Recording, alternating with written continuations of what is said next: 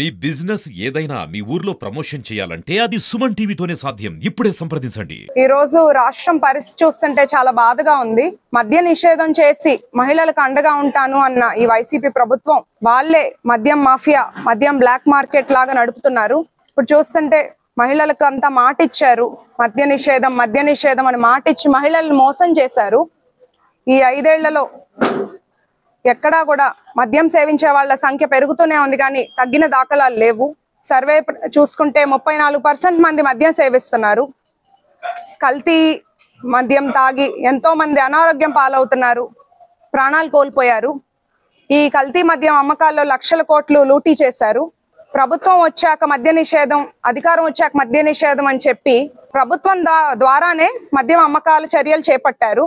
అందులో ప్రముఖ నాయకులు మద్యం తయారీలో ఆరితేరి తయారీ కంపెనీలు కూడా నిర్వహిస్తున్నారు. మహిళలను మోసం చేసి మద్య నిషేధం అనే మాట తప్పిన వీళ్ళకి అంతా మహిళా శక్తి ఏకమై రేపు సమాధానం చెప్తారు. రహదారులు, R&B రహదారుల దగ్గర మద్యం షాపులు ఉండకూడదని సుప్రీంకోర్టులు ఉత్తర్వులు ఇచ్చినా అది ఏమీ పట్టించుకోకుండా ప్రభుత్వం నడుచుకుంటుంది. రేపు కూటమి ప్రభుత్వం అధికారంలోకి వచ్చాక రాష్ట్రం భవిష్యత్తు బాగుపడుతుంది. మిత్రులందరికీ కూడా నమస్కారం. మరి ఈరోజు మద్యం ఏరులై పారుతా ఉంది. ఏదైతే ఒకసారి నాకు అవకాశం ఇవ్వండి అని చెప్పేసి మరి వైఎస్ జగన్మోహన్ రెడ్డి ఏదైతే ప్రజలను మభ్యపెట్టి ఓట్లు ఎంచుకొని మరి ఆ రోజు పాదయాత్రలో కూడా చెప్పాడు, మద్యపాన నిషేధం అనేది దశల వారీగా చేస్తాను, మరి మరొకసారి ఎలక్షన్కి వచ్చే నాటికి మద్యపానం నిషేధం చేయకుండా ఓట్లు అడగనని చెప్పేసి చెప్పాడు. ఈరోజు ఎక్కడైనా ఒకసారి గమనించండి, మీడియా మిత్రులు కానీ సమాజానికి తెలియాల్సిన అవసరం ఉంది. ఏ చిన్న బడ్డీ బంకులోనైనా సరే ఈరోజు డిజిటల్ పేమెంట్స్ ఉన్నాయి, ఇవి అందరికీ తెలిసిన విషయం. మరి ఈరోజు మద్యం దుకాణాల్లో డిజిటల్ పేమెంట్స్ ఎందుకు లేవు, దాంట్లో ఉన్నంటే అంతర్యం ఏమిటి అనేది మీరు స్పష్టంగా గమనించాలి. ఈ ప్రజలకు చేరవేయాల. ఈ డబ్బు ఎక్కడికి వెళ్తా ఉంది?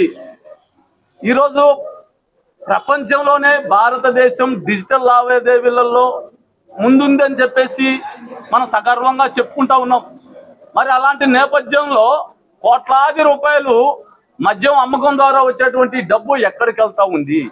మద్యపానాన్ని దశల వారీగా నిషేధం చేస్తానన్నటువంటి జగన్మోహన్ రెడ్డి గారు మరి ఏ రకంగా మద్యం ఏరులై పారుతా ఉంది?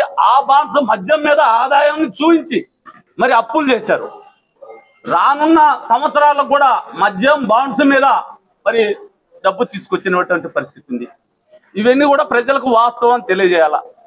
ఈరోజు మద్యం అనేది ప్రతి కుటుంబాలని చిన్న భిన్నం చేస్తూ ఉంది. మరి ఒకప్పుడు కేవలం ఒక క్వార్టర్ 60 రూపాయలు 50 రూపాయలు ఉన్నటువంటి మద్యాన్ని 200, 300 మరి బ్రాండ్లు కూడా ఏ బ్రాండ్లు ఉన్నాయో మీ అందరికీ తెలుసు. ఏయో రకరకాల నకిలీ బ్రాండ్స్ పెట్టి మరి మద్యపాన నిషేధం అని చెప్పి అధికారంలోకి వచ్చినటువంటి ముఖ్యమంత్రి మరి ఏ ముఖంతో ఈ రాష్ట్రంలో ప్రచారం చేస్తా ఉన్నాడు? మరి ఒక్కసారి అధికారం ఏమని ఎట్లా అడుగుతా ఉన్నాడు? తనే కదా మరి పాదయాత్రలో చెప్పింది, మద్యం నిషేధం చేయకుండా నేను ఓట్లు అడగనని చెప్పారు. మరి ఈ రోజు దానికి కట్టుబడి ఉండాలా. అందువల్ల మీకు ఆ రకమైనటువంటి శాస్తి ప్రజలు, ముఖ్యంగా మహిళామణులు, శ్రీమూర్తులు అందరూ కూడా మీ పట్ల మీరు చేసినటువంటి మోసానికి తగిన శాస్తి చెప్తారని మేము చెప్తా ఉన్నాం.